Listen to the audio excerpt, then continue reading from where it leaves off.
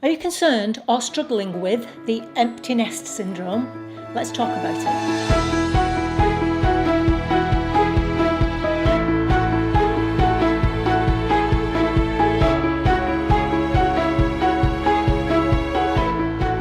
Hi, my name's Christine L. Conroy. Welcome to Happy Stuff and Fluff, a channel for women over 50 who are getting happy and growing younger. And today I want to talk about the empty nest syndrome, because it's that time of year, isn't it, where young people are leaving home and going off to university or to colleges and so on, possibly leaving the parents at home or leaving you at home with no other children in the house. It could be your last of 1, 2, 3, 4, or even 5 children, I guess. For me, it was the last of 3 children. I, from an intellectual point of view, knew all about the empty nest syndrome. I had a life of my own anyway. I'd never kind of been the kind of mum, whose life totally revolved around children. I always had a life of my own, and so thought my life would just continue when the children had all left home, except I'd just have a little bit more freedom. That's what I thought. But where I was intellectually prepared for it, I wasn't emotionally prepared for it, and it hit me hard. And I struggled with it for the longest time. Okay, that's the downside. Of course, there are upsides, but the whole issue of it obviously all comes down to it's a personal issue, but it's also a family issue. Now, I've been reading lots of things recently about this situation where the children are going off, and all the articles that I'm reading are saying things like, you generally being the mum, you need to not complain to your children when they phone about the fact that they haven't phoned you so often. You always try to be encouraging and don't say things to them like, have you washed your socks recently? And when they come home, don't complain about this and don't complain about that because you want them to come. And I'm reading all this and I'm thinking, what? Now, this might be controversial.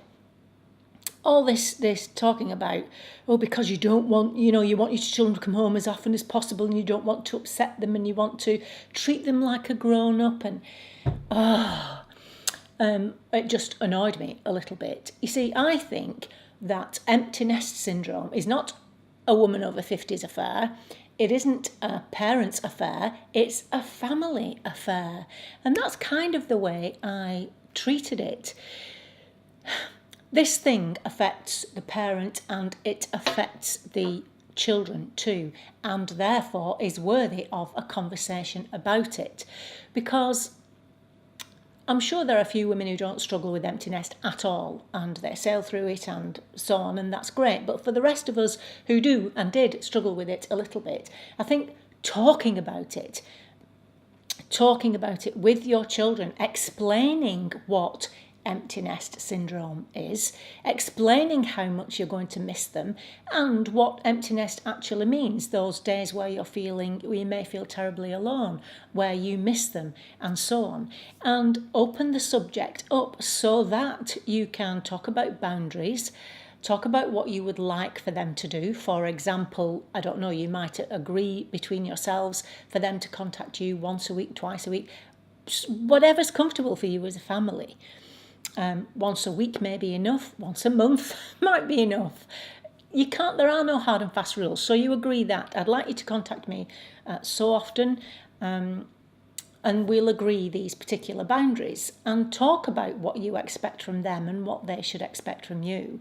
But also, just for this a little while, wear your heart on your sleeve a little bit, which is the way I approached it, and actually said, oh God, I'm really missing you, I'm dealing with it, but something, perhaps you could give me a ring, or I think that conversation happened maybe once with one of the boys, because obviously you do have to give them their freedom.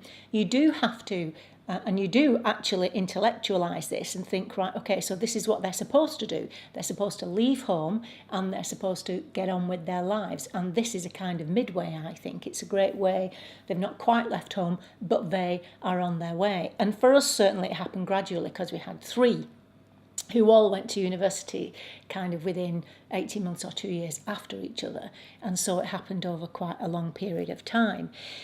And I consoled myself with the fact that we had made 3 fabulous people who were kind, considerate and good citizens who were making their way in the world. This was the first stage of that, and Mr. Kitchen and I can congratulate ourselves on that they're not on the phone every day needing their mum or needing their dad. And I want to do a video on adult children still needing support. I'm going to do that. That's a whole different story. This, I'm just talking about when they leave home. There's no one here but you and your partner, and it takes a little bit of getting used to. I think you do have to put things into place to fill your time, especially if you've been a stay-at-home mum. Then you really do have to do that. But talk to your children about it before they leave in a grown-up adult way, because obviously if now we're supposed to treat them as adults, they can behave as adults and understand what you're trying to say to them. Which means if you overstep the mark, which you might do, you've never been a parent of a child that's gone off to university before, or you've never gone through empty nest before, if you overstep the mark, then they're able to say, I know you're probably struggling, mum, but phoning me 3 times a day is a little bit too much. No, I'm joking, but you know what I mean. Perhaps you could rein it in a little bit and only phone me once a week, and I promise I'll continue to wear my socks and clean them before I put them on. So you can have those conversations with them, and then you don't have to be fretting all the time. Or, you can even turn it into a kind of jokey thing. That's the way that we dealt with it. I am fortunate that there are some people I know who say, I wish I could go through empty nest because either their kids were not ready to go off to university or they haven't left home and they're still 72, what I mean. So there's that way of looking at it too. There is an upside to it, and you've got to keep remembering that. Now, it's a big subject, this, and obviously a very difficult one to cover in a few minutes on a video, but I would like to know either how you dealt with it, how you're dealing with it, or what your concerns are. Please tell me in the comments box, and once I've got that kind of information, we'll do another video about talking about it and discussing it. But for now, my tip to you would be sit your kids down, sit them all down, whether they're ready to go off to uni or not. You might have the eldest one going and the others can sit in on the conversation so that they will be ready when they're leaving and understand it more.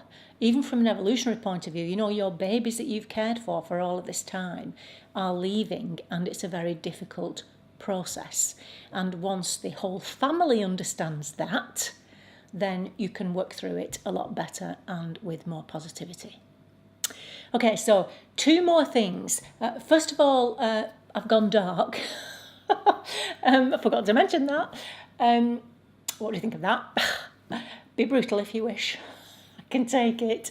I'm just getting used to it. It's taken a while for me to get used to. You walk past them and go, oh, that's me. A little bit like that. So yeah, I forgot to mention that in the last video. Tell me what you think about that. And the other thing is, we do have a Facebook page, ladies, and I'm going to put the Facebook link down below. Now, I am going through a difficult relationship with Facebook at the moment, but that Facebook group is set up for you guys to continue any conversation that you might want to continue that you don't feel able to continue in the comments box. You can go over to the Facebook and comment there. But I am going to get my head around all of my social media and will be concentrating a little bit more on Facebook. But until then, please feel free to go over and post what you like about positivity, anything that you think that will help our community. You can post pictures there, but you can still comment down here if you wish. It just gives you an additional place to do that, so I'll leave the link for that. But in the meantime, yeah, any issues you think you have or you want to talk about, in the comments box below. I would really be interested to hear what's happening with you. Okay, until the next time, remember that on the Happy Stuff and Fluff, we are getting happy and growing younger.